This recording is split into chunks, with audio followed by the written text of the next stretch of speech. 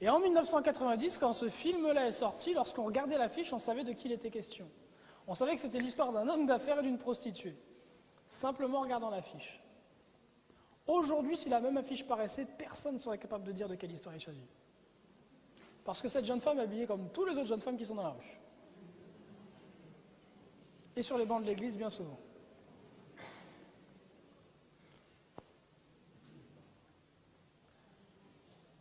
Le travail de ceux qui sont aux commandes des cultures modernes, qui lobotomisent la jeunesse et la génération aussi des parents et des adultes, leur travail, c'est de vous amener dans des modes de vie et de pensée qui sont abominables aux yeux de Dieu, de vous éloigner du Seigneur et de vous rapprocher de Satan. Le mode vestimentaire qu'ils vendent, le mode vestimentaire dont ils font la promotion, pensez-vous que c'est le mode vestimentaire de la bête ou le mode vestimentaire de Dieu? C'est le mode vestimentaire de la bête. Les mouvements de mode, les modes, toutes ces choses-là, ne viennent pas de Dieu. Elles viennent de l'ennemi.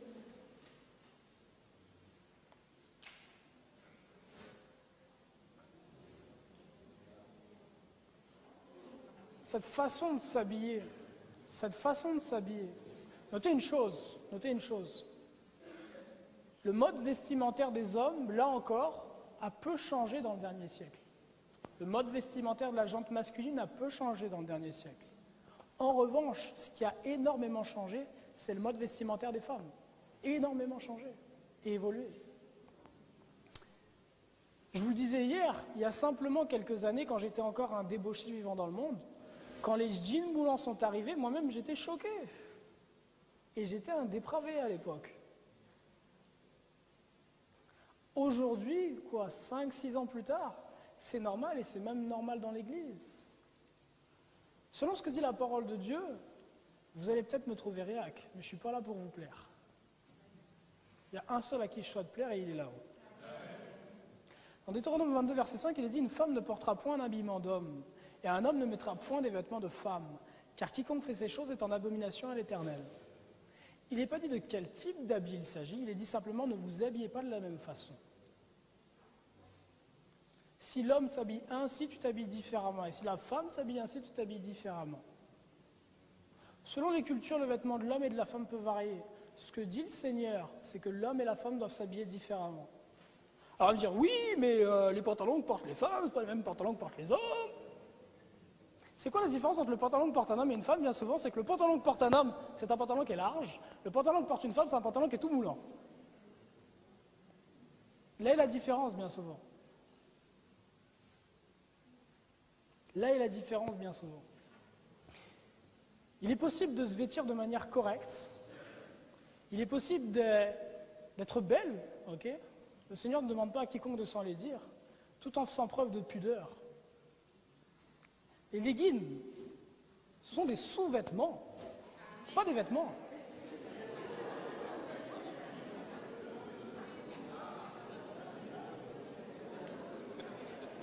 Vous savez qu'à la fin du 19e siècle,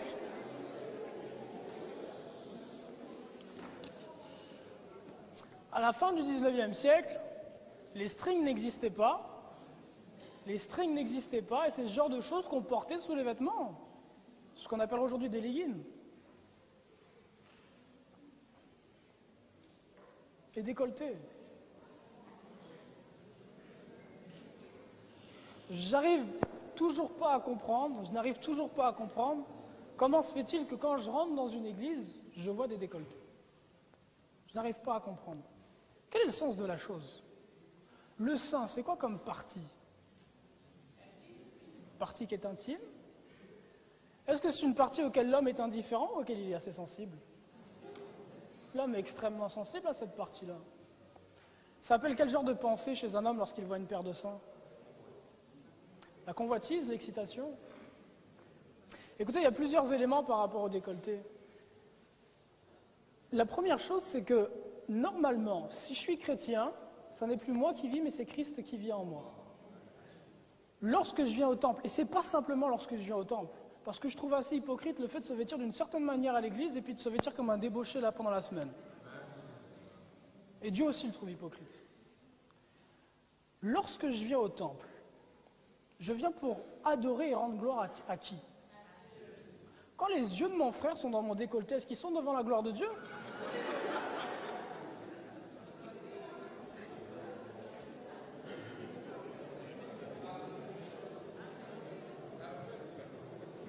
Ça, c'est le premier point. Ça, c'est le premier point. Lorsque les yeux de mon frère sont dans mon décolleté, ce que je fais, c'est que je voile la gloire de Dieu. Sachez une chose, il y a peu de choses que l'Éternel ait autant en horreur que le fait qu'on prenne sa gloire. Il le dit clairement dans sa parole, pour rien au monde, il ne laissera sa gloire à un autre. Pour rien au monde. La gloire de Dieu est ce qu'il y a de plus important. Il n'y a rien qui soit au-dessus de la gloire de Dieu. Tout ce que Dieu fait, il le fait pour sa gloire. Parce qu'il est ce qu'il a de plus précieux, il est ce qu'il y a de plus bon. Tout est fait pour sa gloire et sa gloire uniquement. S'il vous sauve, c'est pour sa gloire. S'il vous nourrit, c'est pour sa gloire. S'il vous aime, c'est pour sa gloire. Il n'y a rien qui finalement, au bout du bout, soit fait pour vous, ou pour quoi que ce soit d'autre que pour sa gloire. Et s'il nous a sauvés, dit la parole de Dieu, c'est pour la louange de la gloire de sa grâce. Lorsque vous voilez la gloire de Dieu, vous devenez ennemi de Dieu. Premier point. Deuxième point.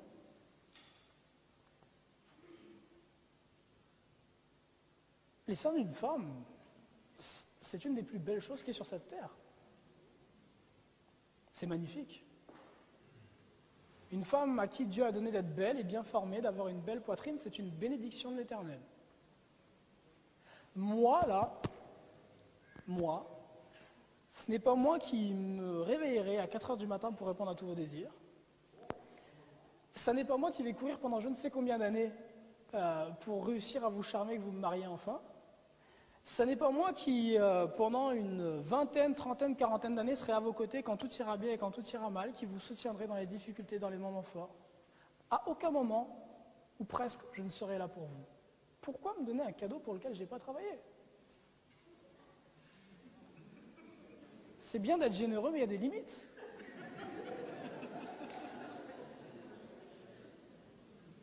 Ce qui se passe, voyez-vous, c'est que il y a quelque chose de normal. C'est que Dieu a créé la femme pour l'homme. Dieu a créé la femme pour l'homme. Pour l'homme, et au final pour sa gloire. Donc la femme, en étant avec l'homme, glorifie Dieu dans le cadre du mariage. Donc il est normal pour la femme de désirer qu'un homme la prenne pour épouse. Maintenant, dites-vous bien une chose, c'est qu'à aucun moment Dieu n'a fait les seins de la femme pour être un attrait qui attire l'homme à lui, à elle.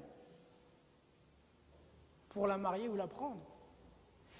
Si l'homme qui vous marie ou l'homme avec qui vous êtes vient vers vous et attiré vers vous à cause de vos seins, des seins, il y en a 10 000.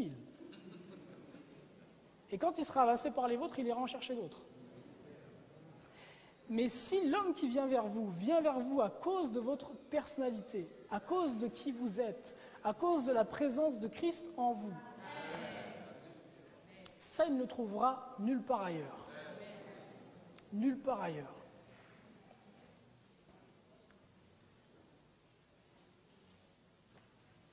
Il y a quelques décennies, même les prostituées ne mettaient pas ce genre de choses.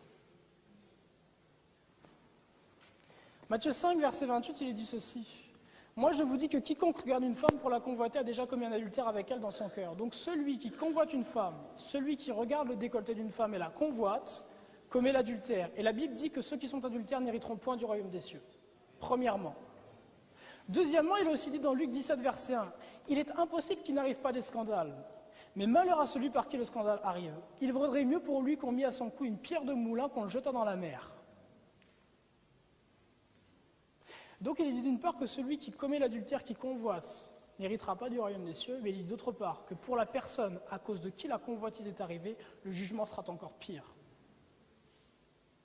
En mettant des décolletés, des histoires moulantes et toutes ces choses-là, et en causant des hommes, en faisant tomber des hommes dans la convoitise, mesdames, et c'est aussi valable pour nous, les hommes, lorsque nous mettons sur nous des habits qui sont moulants, qui font voir notre musculature et toutes ces choses-là. En faisant ce genre de choses-là, vous vous réservez pour la colère de Dieu. Pour la colère de Dieu. L'Éternel a ces choses en abomination. Et il dit que le jugement qui tombera sur de telles personnes qui sont une pierre d'achoppement pour les autres sera pire que si on leur attachait une pierre au cou et qu'on les jetait dans un lac. Pire. Et Jésus-Christ ne ment pas, il dit la vérité. Dans Romains 12, verset 2, il est dit « Ne vous conformez pas au siècle présent, mais soyez transformés par le renouvellement de l'intelligence, afin que vous discerniez ce qui est la volonté de Dieu, ce qui est bon, agréable et parfait. »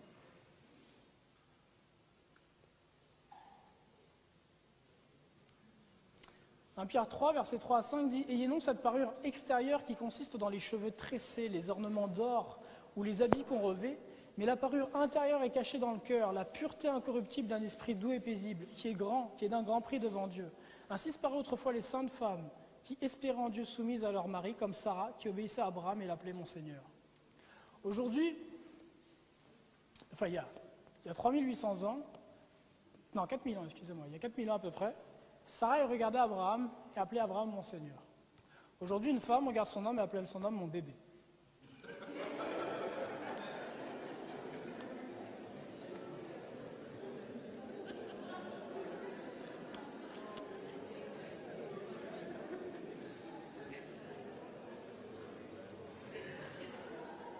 Ça en dit beaucoup. Ça en dit beaucoup sur ce à quoi on est arrivé. Et laissez-moi vous dire que la responsabilité pour ça repose essentiellement sur les épaules des hommes. Quand vous avez quelqu'un qui passe son temps devant des matchs de foot, qui passe son temps devant la PlayStation ou je ne sais quoi, comment l'appeler un homme? Nous sommes faits pour combattre. Abraham, Sarah était capable de l'appeler mon Seigneur parce qu'elle avait vu partir à cheval avec 300 hommes combattre contre je sais combien de rois et revenir vainqueur de tous ces rois-là. C'était un homme, ouais.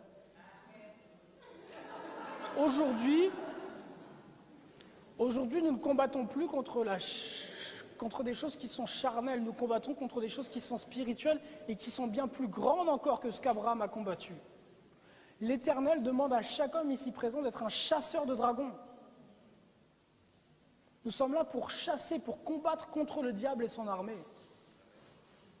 Et on ne combat pas contre Satan et son armée devant la télévision à regarder les matchs du Paris Saint-Germain ou de je ne sais quelle chose vaine et stupide.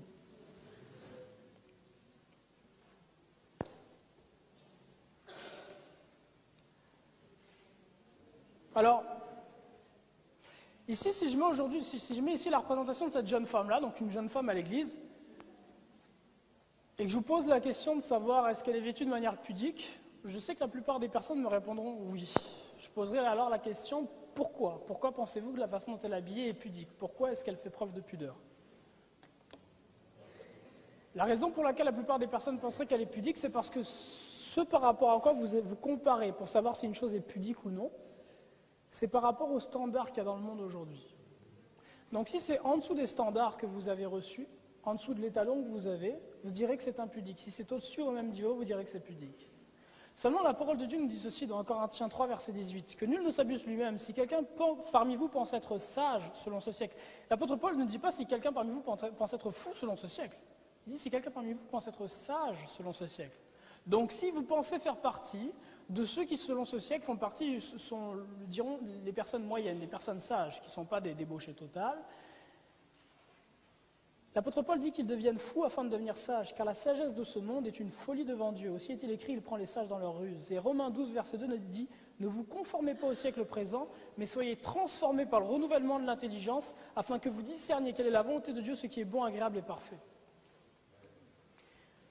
Le standard par rapport auquel nous devons juger les choses, ce n'est pas le standard du monde, c'est le standard qui ne change jamais.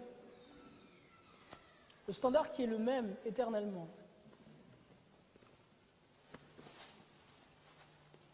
Elle est où ma Bible? Elle est ici. Ok? Le standard qui est le même éternellement, celui qui ne change pas la parole de Dieu. En fonction de ça, nous devons juger. C'est en fonction de ça que nous devons déterminer comment nous habiller, comment adorer, comment prier, comment faire toutes ces choses-là. Ici. Et non pas en regardant aux hommes qui sont autour de nous. Le cœur de l'homme est tortueux par-dessus toute chose. La pensée de l'homme est inimitié contre Dieu. Elle ne sait pas se soumettre à sa volonté, et pire encore, elle ne peut pas se soumettre à la volonté de Dieu. En regardant aux hommes, vous êtes perdus. Regardez à Christ et vous serez sauvés. Si je mets cette représentation-là, aujourd'hui, on dirait que c'est une femme qui est vêtue de façon pudique dans l'église. Aujourd'hui. Ça, C'est une icône qui vient d'un magazine qui s'appelle le Harper's Bazaar. Harper's Bazaar, c'est un petit peu l'équivalent du Cosmopolitan aujourd'hui, si vous voulez, ou de Vogue.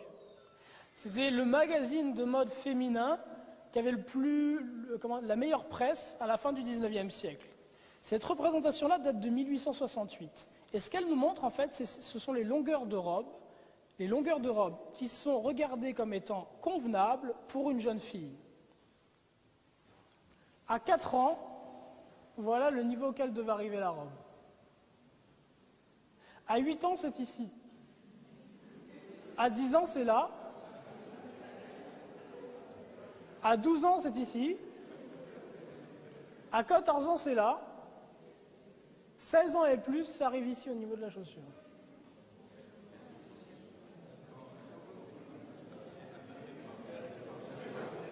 Et ça,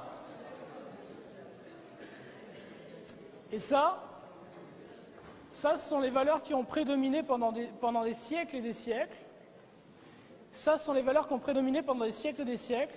Ce sont les valeurs qui étaient en place dans des pays protestants qui vivaient selon l'enseignement de la parole de Dieu, où étaient les puritains, qui vivaient en accord avec les Écritures et qui cherchaient pour toute chose l'autorité dans l'Écriture. Et c'est aussi la façon dont s'habillaient les saintes femmes des Écritures. Vous pensez sincèrement que Marie, la mère de Jésus, s'est amenée au pied de la croix en décolleté, en jean moulant?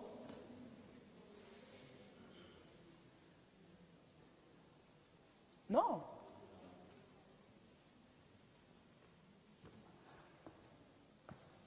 Par rapport à une robe, puisque l'habit qui convient pour une femme, c'est la robe. Par rapport à une robe, lorsque je porte une robe, et que si je m'assois, celui qui est en face de moi est capable de voir ce qu'il y a entre mes jambes. Il y a quelque chose qui ne va pas. Il y a des éléments que nous sommes censés garder pour le domaine privé, qu'on n'est pas censé offrir au vu et au su de tous. Et la parole de Dieu nous en parle.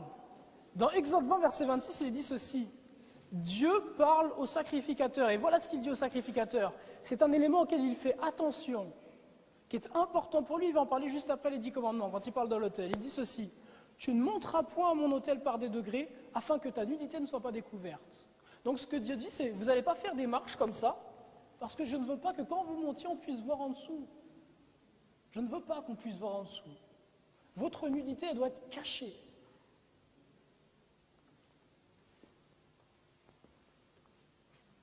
Il dit après dans Exode 28, verset 42, « Fais-leur, il manque le F, excusez-moi, fais-leur des caleçons de lin pour couvrir leur nudité. Ils auront depuis les reins jusqu'aux cuisses. Aaron et ses fils les porteront quand ils entreront dans la tente d'assignation et quand ils s'approcheront de l'autel pour faire le service dans le sanctuaire. Ainsi ils ne se rendront point coupables et ne mourront point. C'est une loi perpétuelle pour Aaron et pour ses descendants après lui. » Donc Aaron et ses descendants avaient cette sécurité pudique, entre guillemets, en dessous de leurs vêtements, et ils avaient par-dessus ça de longues tuniques qui descendaient jusqu'aux pieds. Dieu ne voulait pas qu'il y ait le moindre risque que l'on puisse discerner ce qui se passe en dessous.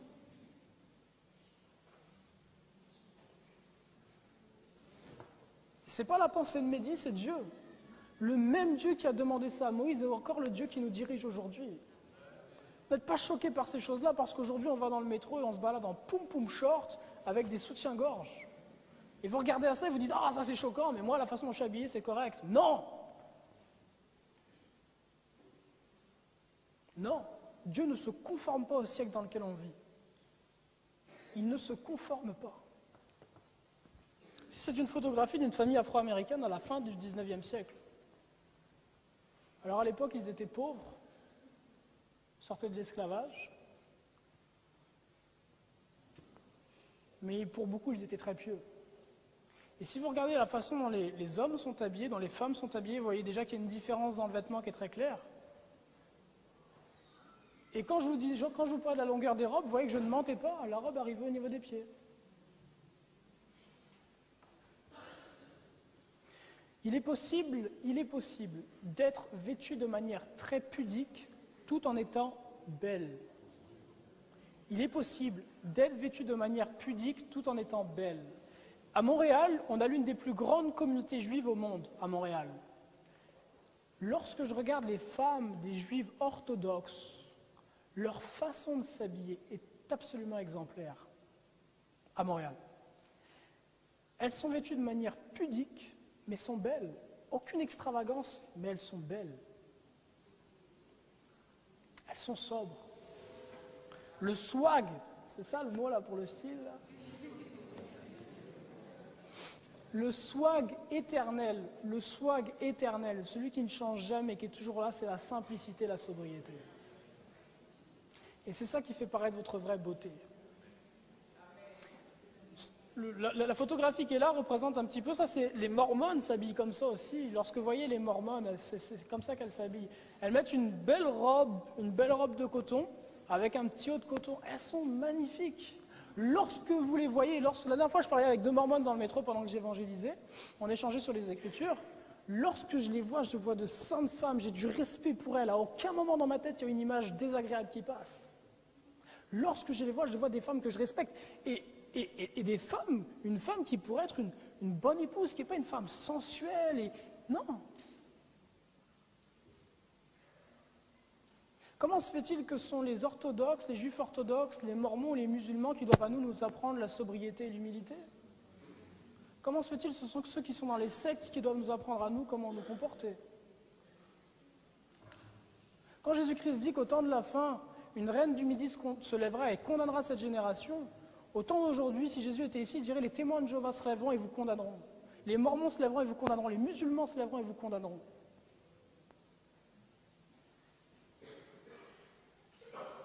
Il est possible d'être vêtu de manière correcte tout en ayant une certaine beauté. C'est possible.